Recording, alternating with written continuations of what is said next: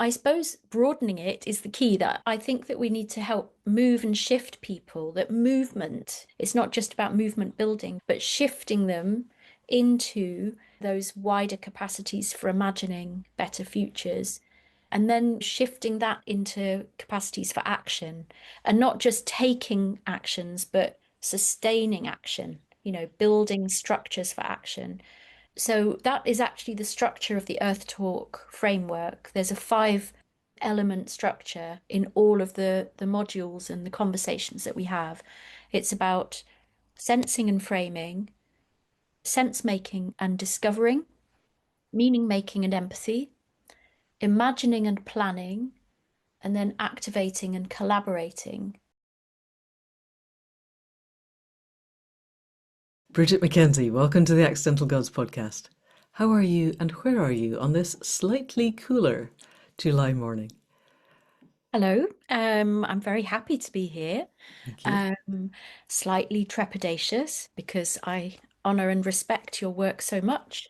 Thank you. Um, Also, struggling a little with not having had very much sleep because I feel anxious about the wildfire situation. Well, the situation globally. Mm. Um, and where am I? I'm in my living room in the north of Norwich, just north of the River Wensum, um, where I was born and brought up. And I returned here 4 years ago, and I'm very happy in this place. Yay, excellent. We are becoming a Norwich focused podcast because we've been talking to Rupert Reed and Clive Lewis quite a lot recently. Mm. So, different ends of Norwich, which for people not in the UK, is on the bulge on the right hand side that kind of sticks out into the North Sea. The bit that, if climate change gets really bad, will probably revert back to being a floodplain quite quickly. It's very flat. Yes, it's also very dry because it's been Yes, that's true. drained Mm. for agriculture, and the rain doesn't fall here very much, Yes, that's true. and it's currently not falling at all anywhere.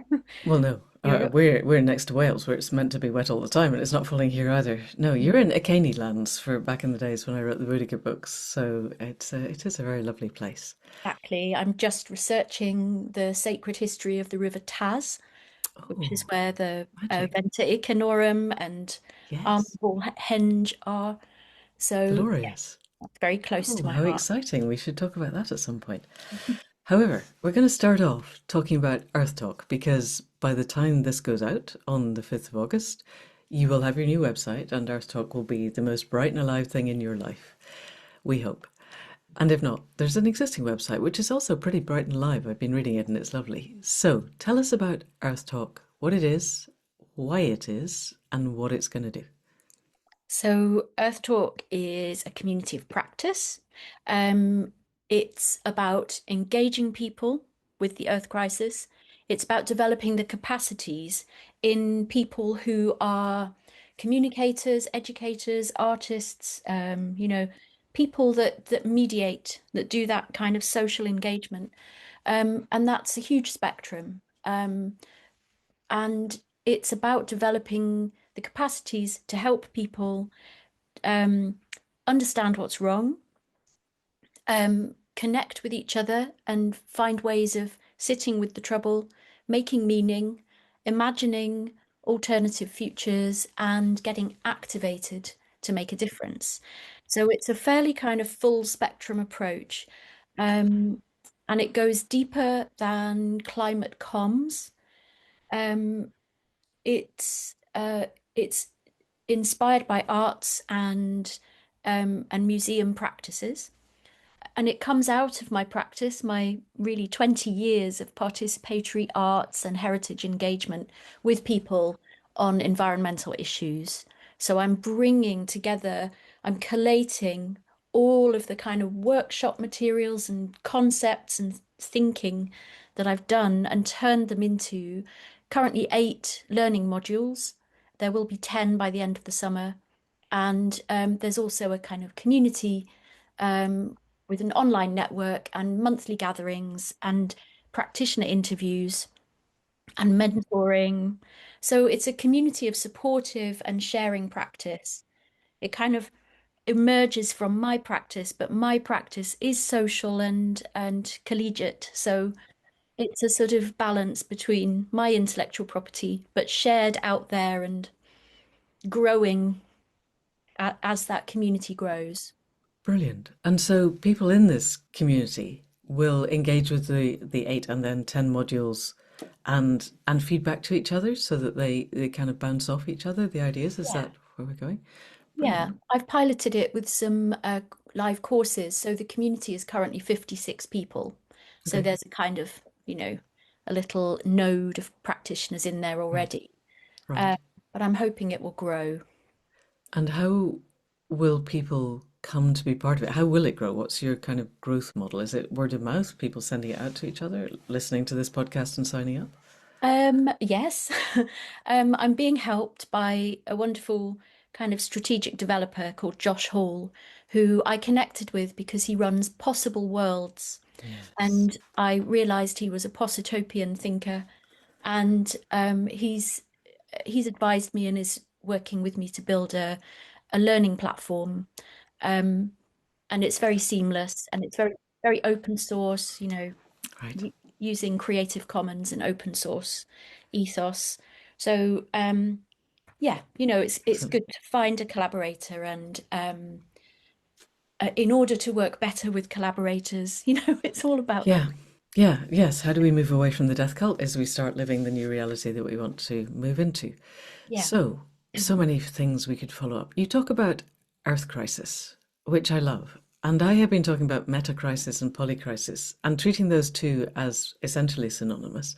And relatively recently, a lovely friend who works for one of the leading investment banks, but is trying to shift them to a different way of thinking, suggested that Polycrisis was more material and Metacrisis was more internal. And Earth Crisis seems to encompass all of that. So, can you unpick for me your concept of Polycrisis, Metacrisis, and why you've picked Earth Crisis? Mm.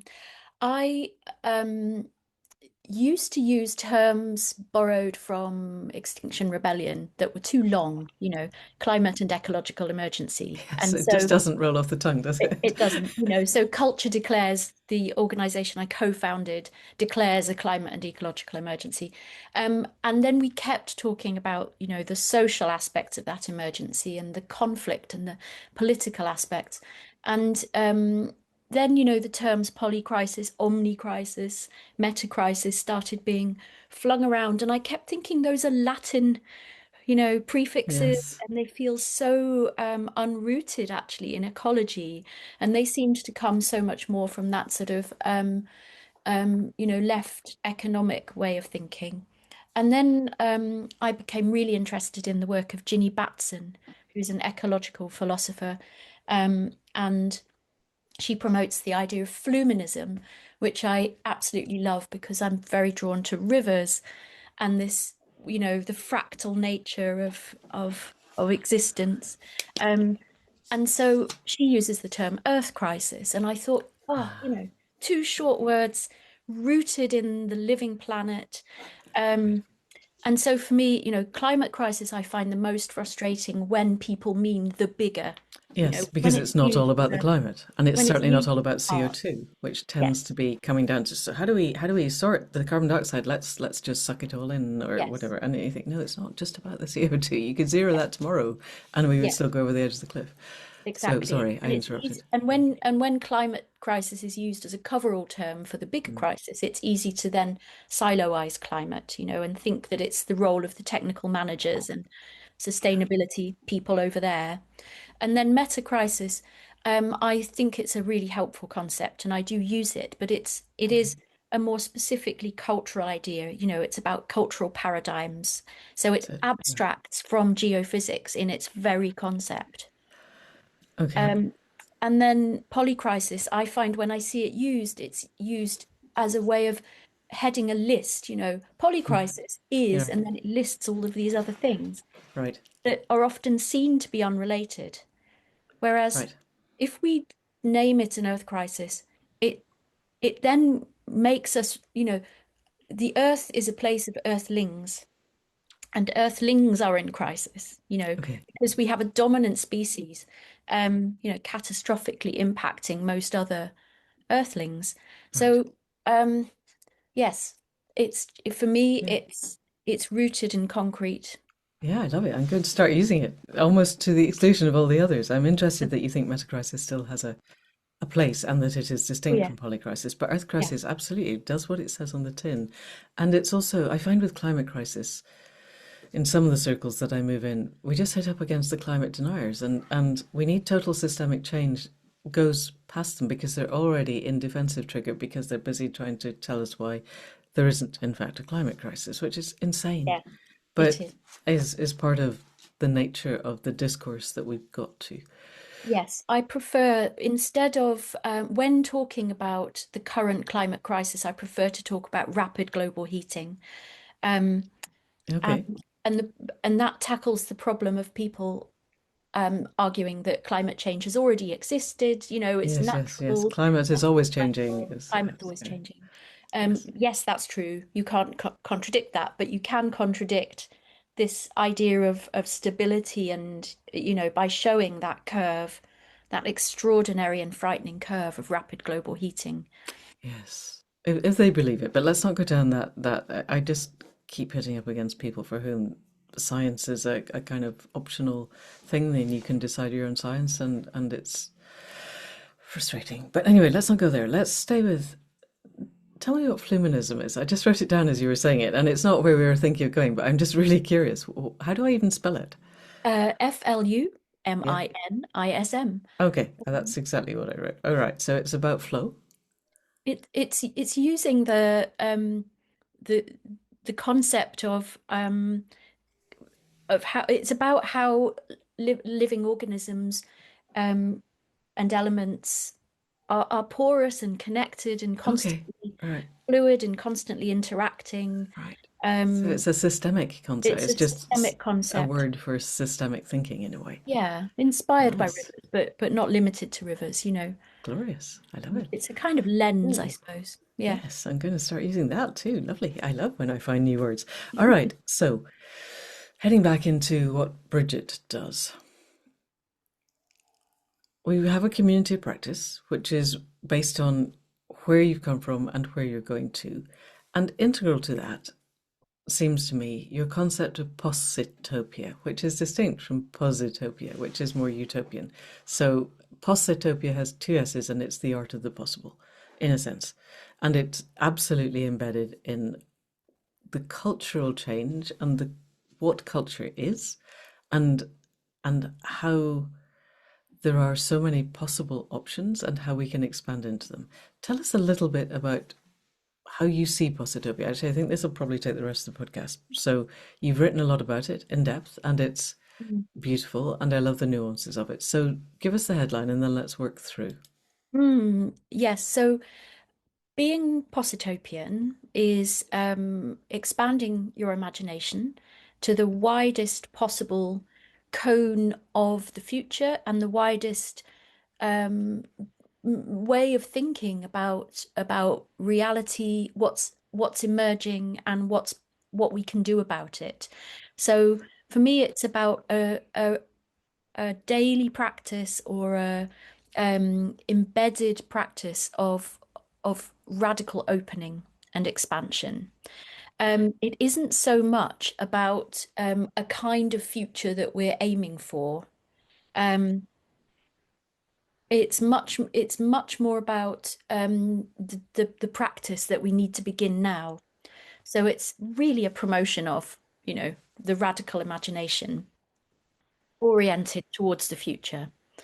And I see it as quite capacious. So it incorporates through-topian approaches. Through-topia the word suggests, this kind of moving through trouble to something thrivable or possible.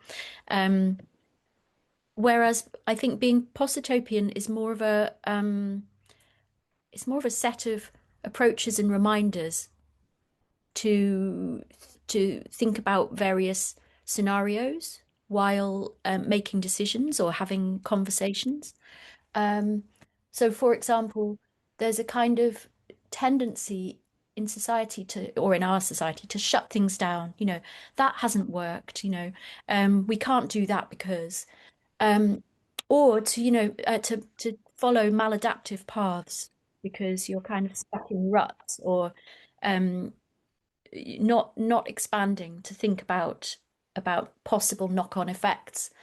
Um, so being Possitopian is practicing the, multiple imagining of scenarios um, in a very swift kind of way. And it requires, multiple perspectives. It requires multi-species decentering. It requires, um, awareness of colonizing supremacist histories. Um, I think post-utopian practice is more situated in places as well. I mean, we see it, its possibilities in places. Whereas utopia is a kind of no place. Dystopia is often displaced, Um, dystopias imply maybe that people have been sort of herded into, you know, camps or cities, or um, they come from an experience of displacement. Utopia comes from an experience of colonizing and having power over, whereas positopia, um, I hope, is much more of a sort of multi-species kind of um, notion, really, that it's yeah, radically open. Okay, I should stop excellent. waffling. No, no, it's good. It's excellent. So, we're expanding our imagination in the cone of the possible, which feels to me a lot like Nora Bason's concept of wide boundary thinking as opposed to narrow boundary thinking. So I'm trying to frame it in terms I understand. But I love the idea that a cone is a three-dimensional object, and if we include time, then it's a four-dimensional object, and it is as wide as the angles of the cone allow us to be. So I would really like to drill into this because I find this fascinating. My understanding of fundamental human neurophysiology is when we're asked to imagine anything, we slip into our hippocampus and we look at what we already know. And the hippocampus is full of ideas that we have accumulated either from life experience of the world around us or stuff we've listened to, watched, or read, or things that have slotted in. And our brain, our hippocampus particularly, doesn't differentiate between something I read in a novel or saw in a film and something I saw outside the window or something that actually impacted my life. So I have a lot of building blocks in there. And imagination is the capacity to build new things out of the existing blocks. Does that accord with what you think so far? Yes. Yes, I see imagination relates to decision making and our interaction with the environment. Um, Imagination is often described as something that is quite dreamy and abstracted from life. But there is a scientific study that shows how when we imagine, we activate both the hippocampus and the amygdala. Is that how you say? Yes, amygdala, but we go to the amygdala later, I understood. I thought we went hippocampus, ventromedial prefrontal cortex, then amygdala. As a As a kind of cycle. yes, They're because the kind of amygdala tells activated. us how do I feel about this thing. The two centers are pretty much activated, though, in processes of imagining. Yes, yes, Um, So, we're constructing images, or, eidetic or sensory, um, yeah, objects come to us, and then we evaluate whether they're good or bad and whether yes, they're useful to us, and then we yes, begin to make meaning and interpret and start to plan, yes. choose. Um, so yeah, it is an evaluative process. It's Right. yeah. Yes, that. Right. It's evaluative based too, right, exactly. It's based on the limbic response and also ventromedial prefrontal cortex, which tells us does it align with my value system? And then the limbic system is there going, how do I feel about this? Does it? And that's so deep in our framing Mm. and so fast. So the amygdala, or the whole limbic system, is an order of magnitude faster than our the rest of our cortex. So it's made decisions of how we feel And then we layer on post hoc rationalization of these are the reasons why I Mm, feel what I feel. But they're always the amygdala has made the decision first. And this is what I really want to unpick with you, because you're one of the few people I think who gets this.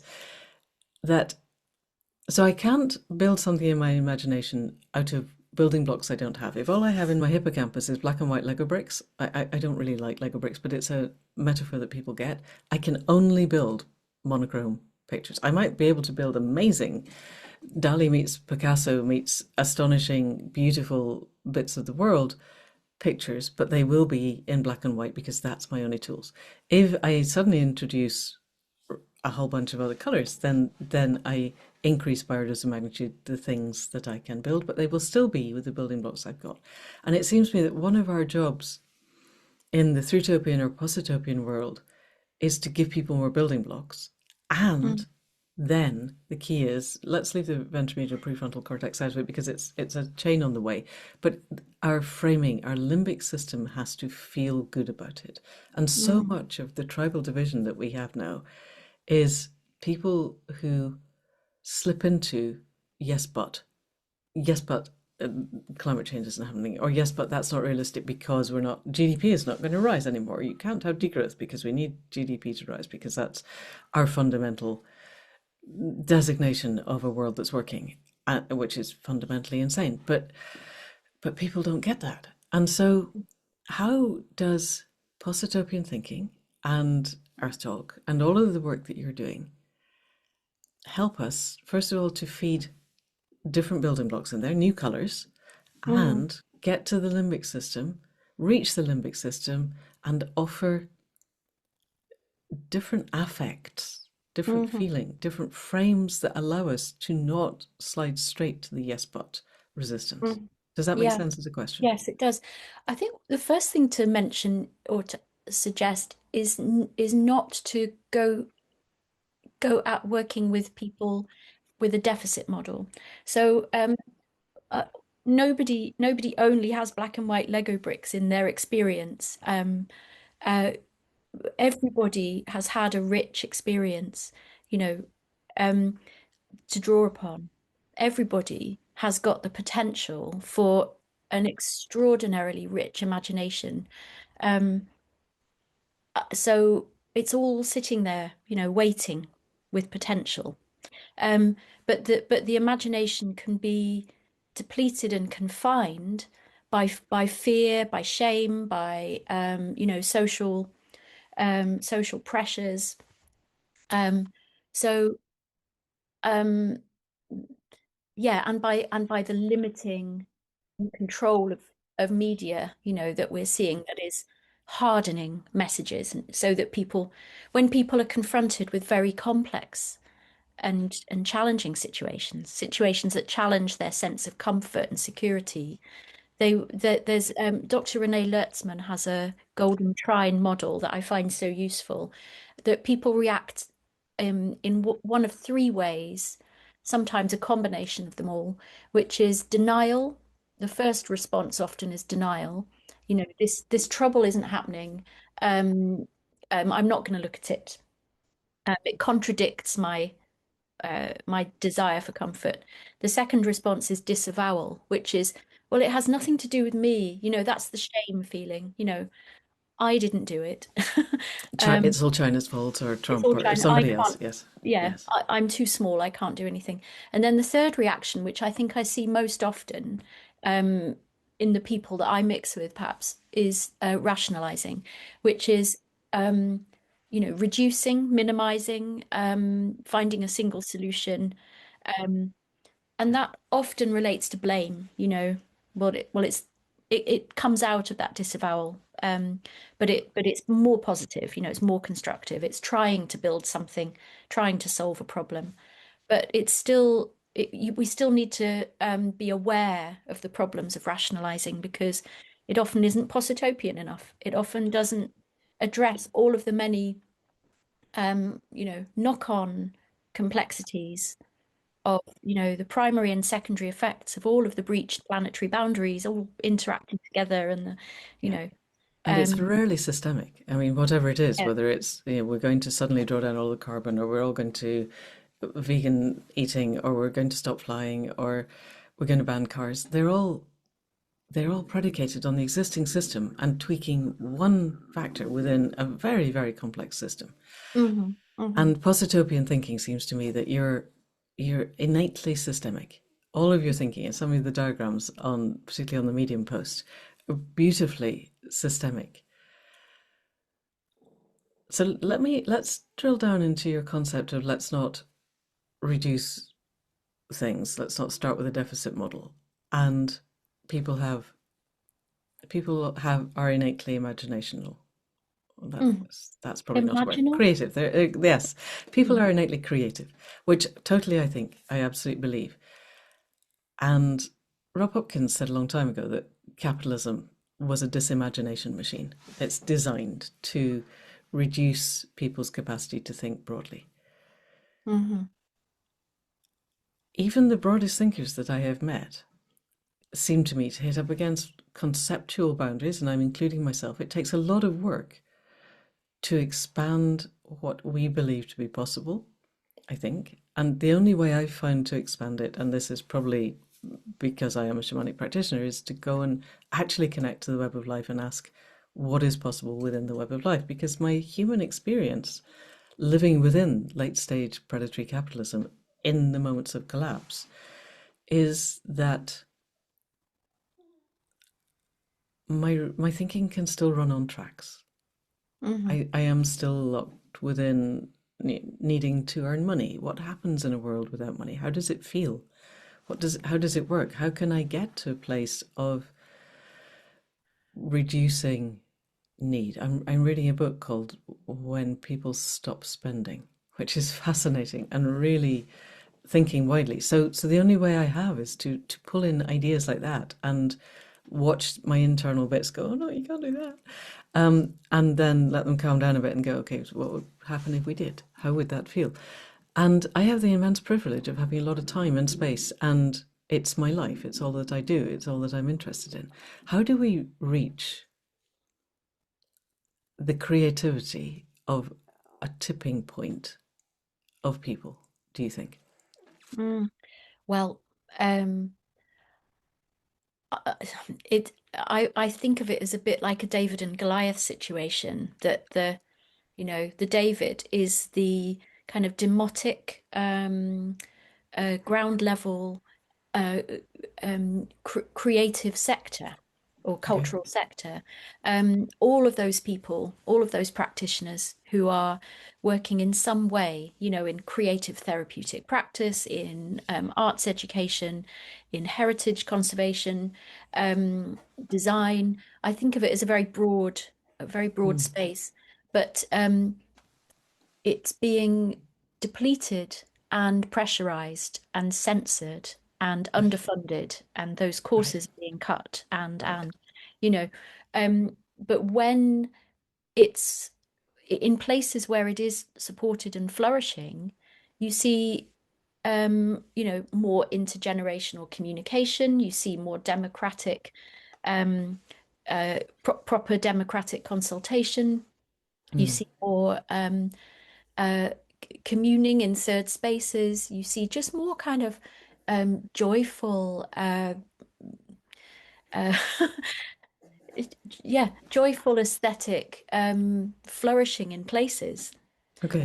That sounds very utopian, and now you're going to challenge me to say where, No, but no, of I'm course, not. I'm going always to say in little it feels like hotspots in it's within the places. existing paradigm, actually. Yes, How do we, yeah. because a lot of when I end up in some of those spaces, or what I believe to be the spaces that you're talking about, and Mm, you get people to push towards the edges of what is it, how could the world be? mm, I tend to feel we end up in a version of the 1950s with added technology. mm, There are fewer cars, more birds. Everybody's going to the local shop instead of going to the supermarket, and mm, we're not. That doesn't seem to me actually that valid, and it feels like people are reaching back mm, for something that most of them didn't live through, mm. or they did. They were very, very young, and mapping that forward because Yes. that was the last time they thought of things as working. It's a bit like the hard right who want to move back to the Inquisition because, as far as they're concerned, that was the last time things were working for them. Yeah. Their general cultural aesthetic, and neither of these strikes me as actually plausible.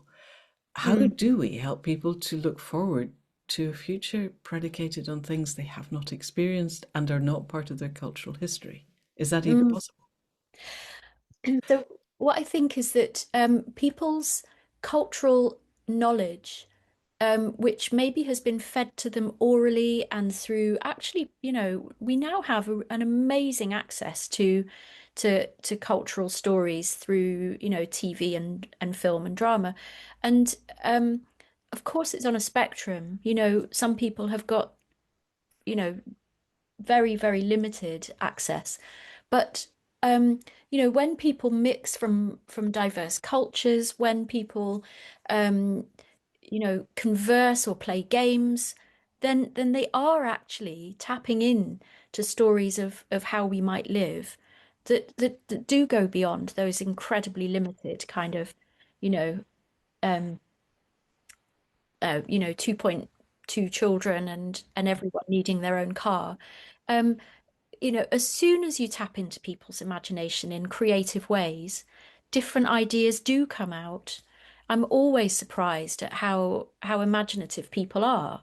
Um, and so I really do believe that going back into history is really, really helpful, but just not to stick around in those 1950s kind of, um, American and English kind of cultures, that it's actually very possible. For example, in Norwich, I do live action role play walks where we walk in the shoes of and sort of we conjure the good ghosts of the past of these radicals in Norwich. Norwich is a very radical city. Um, and we go back to, I have sometimes um, evoked Boudica and Julian of Norwich. Um, and one of the kind of the essence of Norwich is that people have been using language and language, story, art, communication, to communicate ideas. Um, and you see that running through, it's a city of stories. The elite radical thinkers made a big point of giving the tracts and texts to the workers so that they could spread these ideas of radical organizing. Um, Amelia Opie here in our city came up with the ladies' boycott of slave goods, of any shops that were selling slave goods. So we can go back to, the 1850s, the 1600s, the time of Kett's rebellion. We can see, Robert Kett was a rich landowner who overturned the fences, with the peasants. We can see, diverse or positively deviant behaviors throughout history. Um, and Okay, we let me and we interrupt find there. that people know them. They're kind of embedded in our DNA. Yeah, and their Okay, family histories, okay, yeah. how their fathers used to catch eels or whatever. And yet, all of that, I think this sounds fantastic, and actually, I'd love to know more about Robert Ketz. In my framing, we need to go back 10,000 years, or possibly in particularly the places that you live. I think probably the pre-Roman Boudiccan, whatever the culture was still an initiation culture. Because even the people like the people you've referenced, Amelia Opie, Robert Ketz, existed within a hierarchical, patriarchal, extractive culture that had as its norms human dominance of the rest of the web of life. Yeah. And and I don't see how we break out of that unless we manage to explicitly say that's not where we're standing. And if we reference any part of the past within our social culture, it's going to get to there. We live in a village where people have memories going back to the time when the men in brown robes leapt over the fences to get away from the king's horses, which was 1600s. And there are families here that have passed that memory down, and it's amazing. But that was only Henry VIII. It's a tiny, tiny span of time in the overall evolution of humanity. Do you see a way where the creativity of humanity can be brought in service to something that explodes all those scaffolds and structures? And if so, how? Hmm. I would love to see that way more clearly and more often. I think I more often get very caught up personally, not so much in the, you were talking about being sort of aware of, your capture by the sort of, the need to work within the system. I think I get very easily distracted by the immediate fight, you know, the kind of I've woken up and seen somebody being stupid on social media and I just waste time with that. And I find that that is the key thing that depletes my imagination and energy. Um, and then and also, that the struggle as an individual, an individual creative person, um, the the struggle seeing others, waking up and going, we've got to do something about this crisis. And here's my project, and here's my project over there. And this happens a lot in the creative sector, where everyone is an individual, and collaboration is very, very hard. Um, I'm just slightly distracting a little bit from your question because the distraction is, I think, such a crucial um, uh, thread, that we are so com complicated and confused and distracted all the time. Um, we don't have a system that provides the basic means of living. We are made to compete all the time. Um, our system of democracy is agonistic. It makes us argue all the time. And all of that, I see it as when I talked about David and Goliath, there's another metaphor, which is the grey thread and or the grey warp thread and the green thread. If we see life as a weave, then when ecosystems and human societies are flourishing, then the warp and the weft are both green. They are in service of the diversity of life. And our role is to be stewards of that diversity. Um, and so what's happening now is a kind of unraveling where you know, the tension is being broken by a replacement with synthetic or plastic threads or polluted threads or toxic threads, however you might describe it, or grey threads, colorless, Yeah, monotone, technological threads and technological threads. extractive threads. And Yes. it's fraying. Um, and and so if there is a kind of framework to help us imagine this, as you described, this kind of multi-species flourishing, or a dismantling of human supremacy, then it is somewhere in that weave. It's in that paradigm of, this is why I find the meta-crisis a helpful idea because, when we're working with people to imagine, we need to very, um, quickly shift them so that they are able to think at that paradigmatic Right. level, Yes. How do which you is do why I'm that? constantly reminding people, you know, what if, we designed this park for foxes and hedgehogs, or what if, you know, the multi-species what if? Right. Yeah. Right. And that's because I was wondering, how do you help people shift? That seems to me one of the key questions of our time is how do you create the desire for a shift in paradigmatic thinking to a wider paradigm? And then how do you facilitate its happening? But how do we build this park for foxes and hedgehogs and squirrels and beetles and all the things that live under the soil? Is a really good way of doing it. How do people respond when you do that? Um, I think that people struggle because that kind of what if is a sort of playful, oh yes, we could imagine that, but of course it's not real. Right. Um, And the point of Positopian thinking and Throughtopian thinking is that it's anchored in reality. When one of yes. your papers, you suggest a sense of a quite strong bungee cord that continually brings us back to the present moment.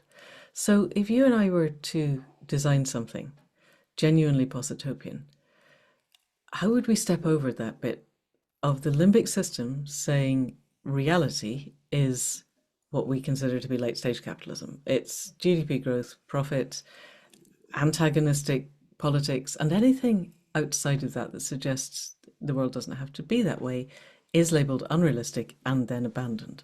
How do we get up and over the hill of that?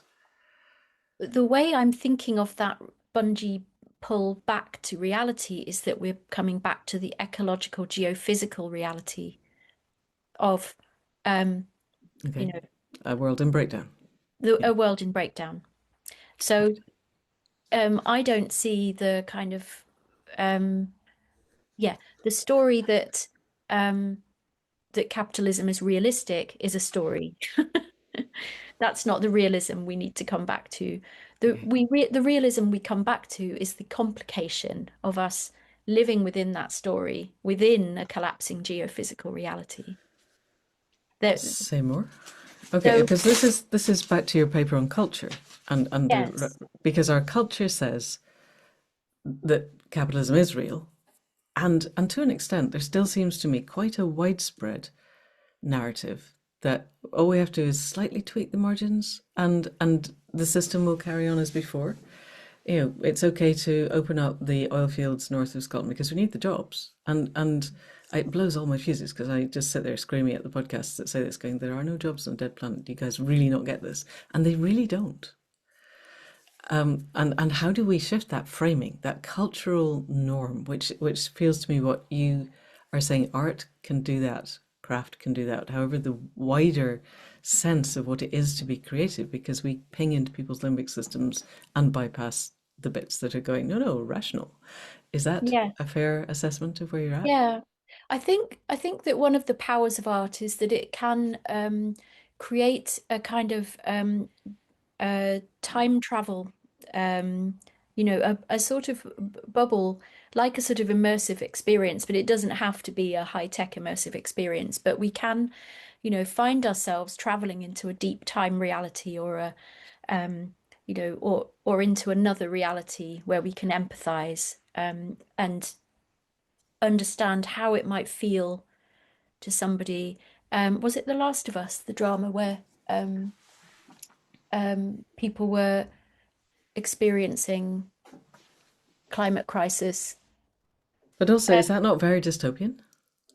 yes, but I suppose a Possitopian approach is that people need to experience multiple stories. Um, that they need to ask, to ask what if.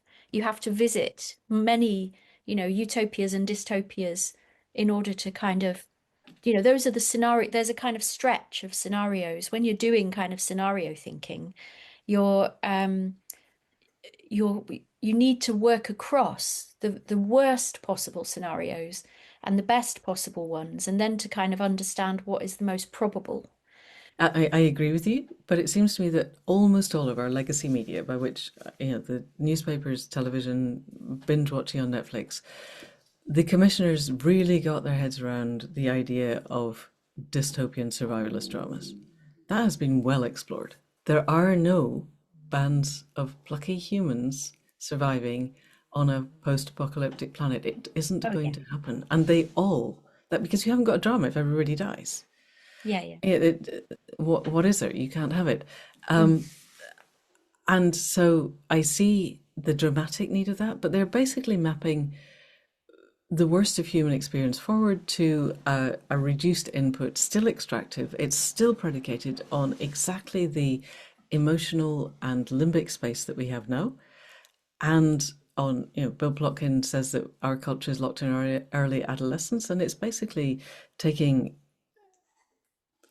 all of the concepts of how bad humanity could be and giving them slight tweaks. And I don't see that we need to explore that anymore ever again because everybody has been saturated with that.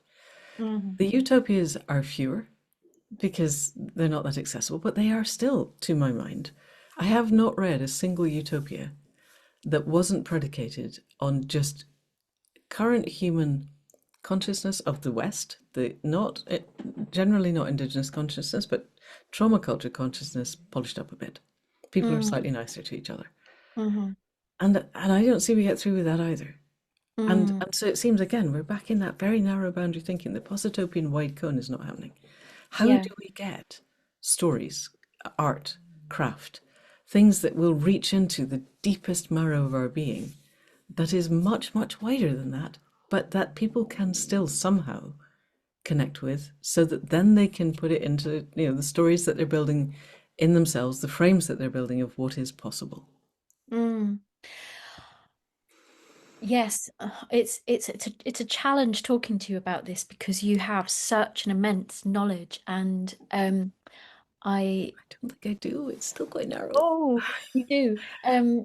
So I'm blundering a little bit in the dark, but I coming back to my own limbic system and my kind of desire, when I'm pursuing Possitopian practice with people in place, and it's a kind of what I think of as a face-to-place practice, that not just face to face, but face Yeah. to multiple faces, voices,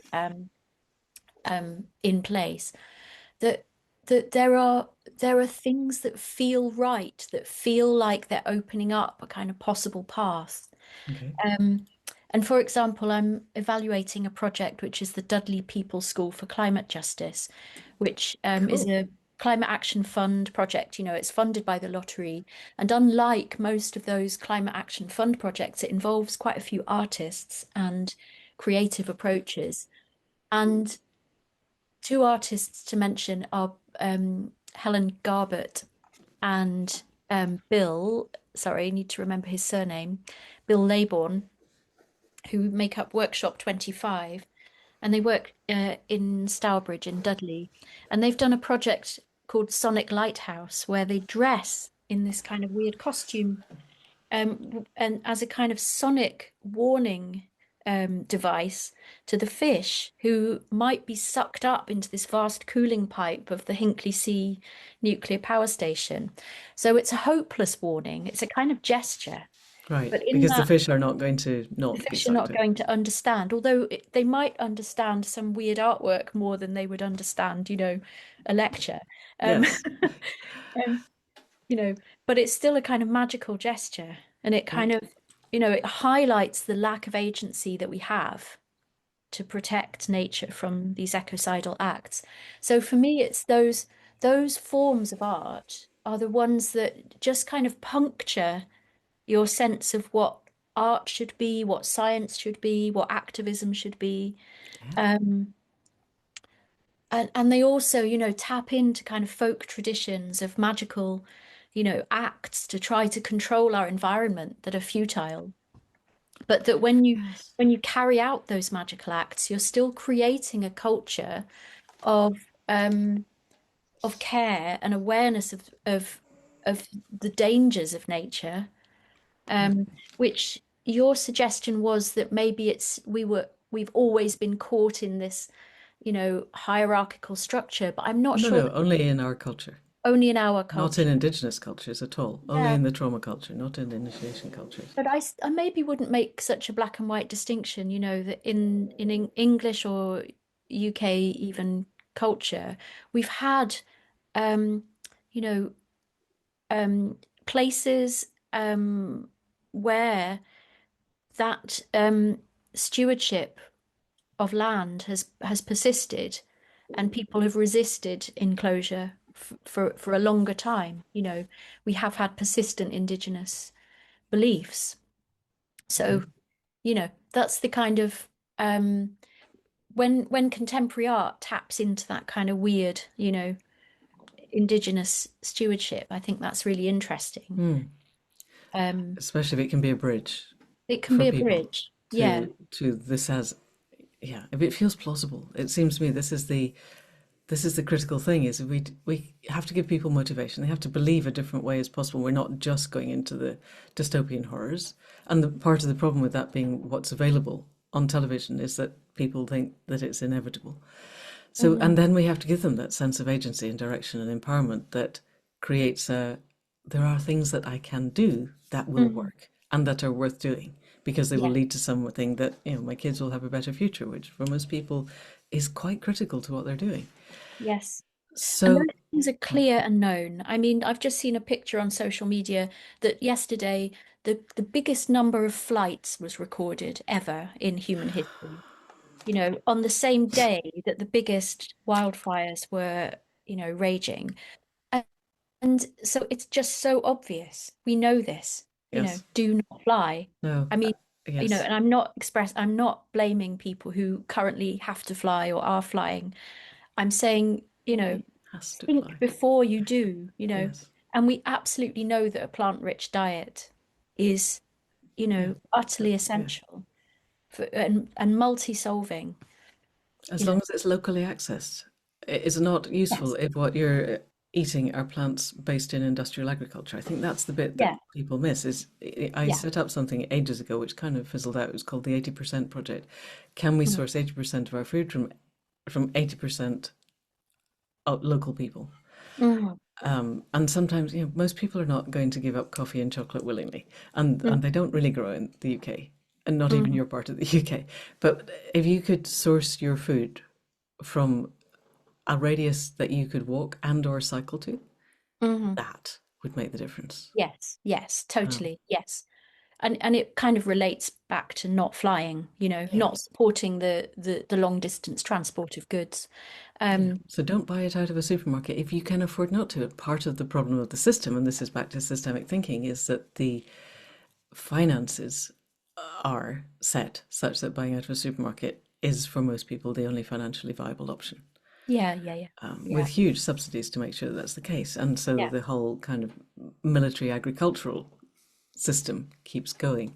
yeah. And so breaking that apart, how do you help people who are struggling to feed their kids and having to make decisions between do I heat my home in the winter or do I feed the kids? How do we help people like that Yeah, to yeah. see that they're being herded into an increasingly narrow shoot of behavior and options, and that there is a much wider world possible? Mm. Well, I mean, I do quite a lot of work with schools and, kind of local community festivals and so on, that reach families or an intergenerational audience. So having those kinds of conversations about, um, bigger systems, understanding those kind of cycles of harm or potential benefit, in the food system or the water system or, you know, can be very enlightening. Um, and for example, I've just done a project with a school that's right on the doorstep of what's called the Sustainable Living Initiative in Norwich, based in Mulpit Community Garden. So, it's a big permacultural garden um, where they're experimenting with quite, resilient food systems and water capture and so on. And they work with the school nearby. Um, and then one of the children who had been part of my project popped up in another activity I was doing yesterday, which was a collage workshop in another community garden. And she said, "Oh, you're the one who came to our school. And yeah, I've been talking to my mum about, about food and how we need to try chickpeas, you know." So I mean, that's, just one little story, but that child having a conversation with their mum, it sows seeds. Uh, and I wish I could answer, some big kind of systemic, huge leverage. I also believe in big things like, the fossil fuel non-proliferation treaty, the ecocide law, and I always try to bring these things into conversation. You can make small changes like eating chickpeas. You can make big changes. You know, sign up to this. Okay, Promote, tell people. You know, right. And vote for people who vote. will, Yeah. even in a broken, totally non-functional political system, you still do actually have a vote still, Yes. and it may not count for much, but it does Yes. count for something. And being Possitopian, maybe, just to be another instance of it, is to broaden the awareness of what activism can be. of Okay. what action is available to you. Um, Right. Still understanding the intersectional barriers, that for some people, some kind of activism is hard. But if you kind of, show people the wealth of possibilities, of legal, financial, political, direct, community, social action, that it isn't Mhm. just about not flying and, you know, Yeah, okay. Talk to eating us a little fast. bit about what you see as, broaden it for us. Um, so I suppose broadening it is the key that I think that we need to help move and shift people, that movement, it's not just about movement building, but it's about movement of people from a sort of individual focus, maybe tapping into that desire for safety for themselves and their loved ones and their immediate reaction, their immediate response, which is to want comfort, but shifting them into meaning making, discovering more about history and the possibilities of action. Um, yeah, making meaning so that you find what's relevant to you and your place, feeling more empathy, um, shifting them into those wider capacities for imagining better futures. And then, shifting that into capacities for action and not just taking actions, but sustaining action, building structures for action. Um, so that is actually the structure of the Earth Talk framework. There's a five element structure in all of the modules and the conversations that we have. It's about sensing and framing, sense making and discovering, meaning making and empathy, imagining and planning, and then activating and collaborating. And it so what I'm suggesting is that the work of imagination, which is increasingly the focus of a sort of social design approach to environmental action, that it doesn't work unless you're building it on this foundation of those four other things, um, and that you're integrating them in the experiences that you design, or the groups, or curricula, or exhibitions, or whatever it is. Okay, and unpick for me the distinction between sense making and meaning making, because I have been overlapping those two. So Yeah, tell me. that a lot of these things sigue and overlap, but the distinction is that sense making is very cognitive. It's very much about Ah, okay. information literacy, Yeah. um, learning from experts, learning from data. Yeah, and meaning making is about integrated analysis. So it's where you're bringing your own personal framing, the views of other. Your meaning making is an area where you're able to shift perspective, so that you're able to bring in. It's more pluricentric. It's more Okay. empathetic, Okay. and Excellent. often that's where the art comes in. Okay. Right. Right. Yes, and it feels like it's more amygdaloid limbic. Yeah, It's more about how we feel and less about what we think. It's more heart mind and yeah. less head mind. Yeah, it might manifest in a meditation, where you're able to kind of draw on everything that you've learnt and then prepare yourself for the next step. Okay. Mm, yeah, or to, Okay. create some kind of story or reflective journal or something to understand what you've just made sense of. Okay. Okay. And how much, so you've got your core, I think 56 people you said. Are they working with this framework at the moment? Have you got people actively doing this? I'm hoping so. They have been part of cohorts of 4 courses Okay. in the last 2 years. Okay. And they're sometimes meeting in the real world to go for exhibition visits or attend things together. I'm interviewing them, so I record practitioner interviews um, Nice. that will grow the stock of resources. I might even use them for a podcast at some point. Uh, Yay. um, and they are, some of them are my colleagues in Climate Museum UK, which is Okay. a small collective of practitioners who are collaborating to do projects with schools and museums and uh, environmental organizations, um, where we apply the principles, but you know, um, we're kind of in a process of change and reflection at the moment about what whether we're best described as a climate museum. Right, because we're back to it's not just about the It's climate. not just climate. Yeah, Okay, okay. museum comes Earth out. Crisis Museum. Uh, yes, I'm It's just thinking not of it quite as maybe, catchy. yeah, something like Collab Earth. I don't know. Oh, nice. Um, Collab Earth sounds really good. So we're over an hour, but mhm, I have so many questions, Bridget, because this feels really rich. Let's leave people with a sense of agency. mhm, Are you seeing? I know, first of all, this is not binary, and second, we're not setting out. At least quite a lot of what you say is that we're not setting out to change people's minds, and and I kind of find that interesting because I am setting out to change the global paradigm because I think mhm, the global paradigm as it is going to take us over the edge of the cliff into geophysical realities that are not survivable. And if mhm, we don't change the global paradigm, I don't see we make it through. So I'm quite keen to shift that cone of possibility and move it from what people currently think of as possible to something that not even I was making a wider mm, gesture, but I don't think it's even wider because the wider would contain within it the narrow boundaries of yes, but we can't do this because GDP needs to keep rising, whatever.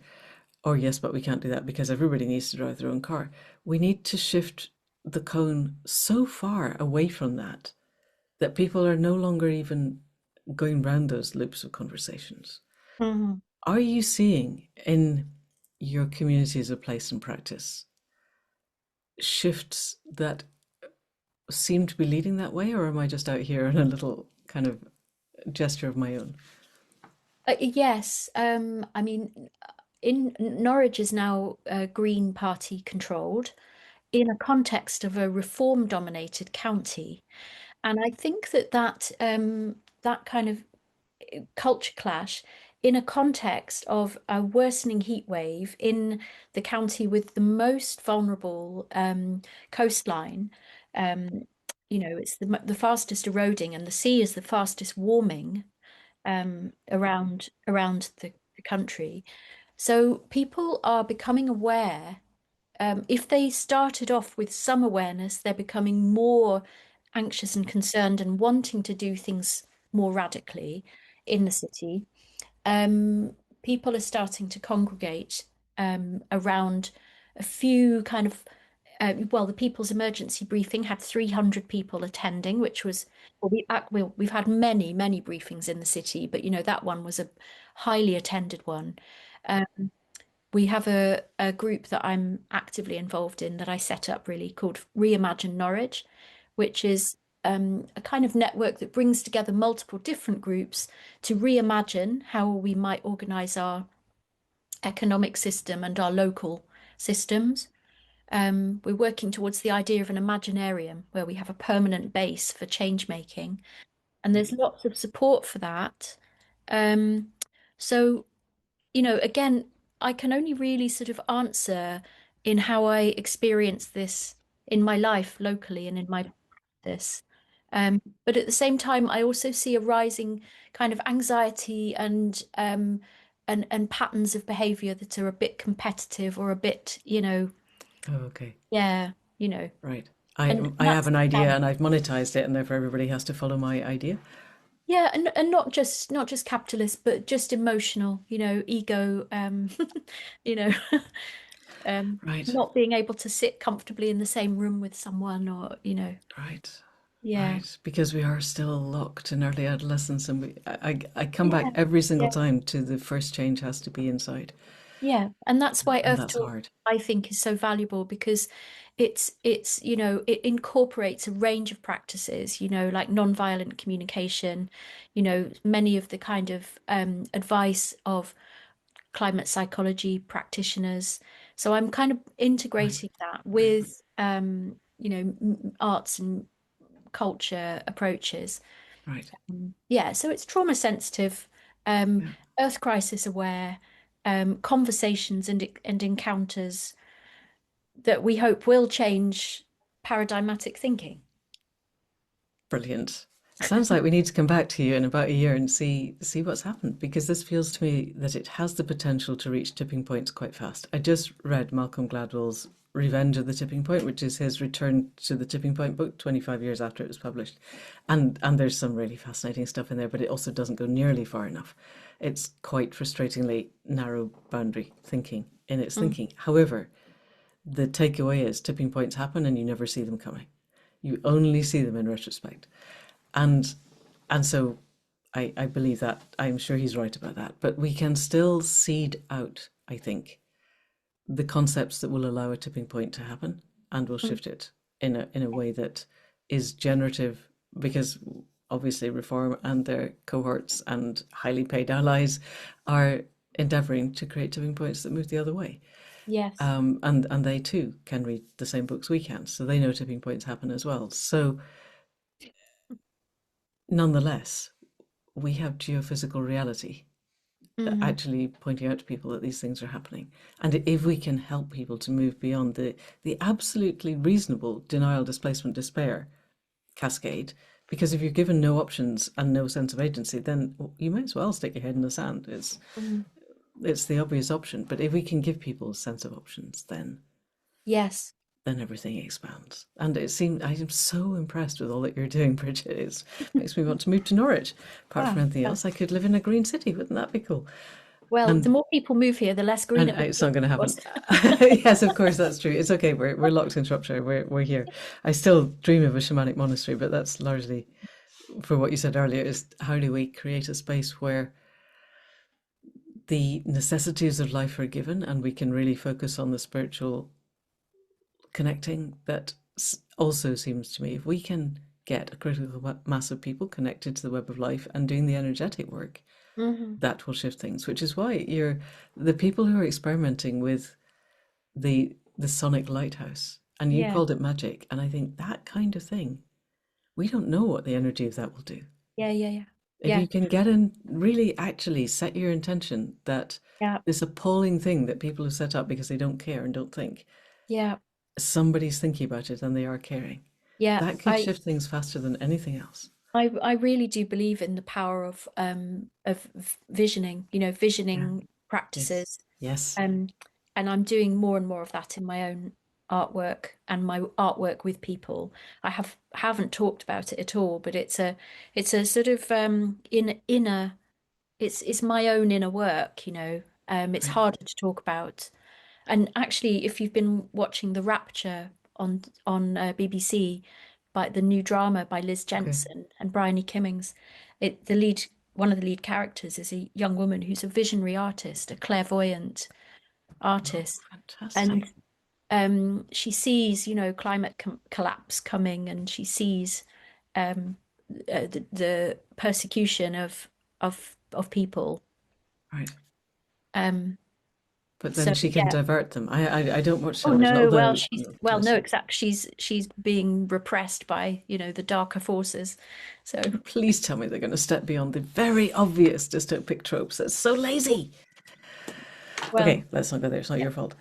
Um, maybe I have to watch it. I don't like watching television, but I was recently persuaded to watch Ride or Die, which was actually very, very Oh, good. And I remember sometimes what amazingly good writing is, but it's totally predicated on business as usual. I just want people with that level of imagination and that capacity to produce really good story to hmm. actually predicate it on different value sets. Hmm. Anyway, I know there are people working that. I have held you long enough. Bridget, this has been Yeah, such an inspiring conversation. I have really enjoyed it. And I really would like to come back in about a year and see where we're going to and talk about the inner work perhaps in more depth. Because hard though yeah, it is, I do think that's the core. And the more yes, we can talk about it, the more we normalize it, the more other yes. people can engage with Mm. that. Well, you'd be welcome to come to Norwich. Brilliant. I Yeah. seem to have a lot of friends in Norwich now. That would be a thing. Okay. Thank you so much for coming on to the Accidental Gods podcast. I look forward to another conversation.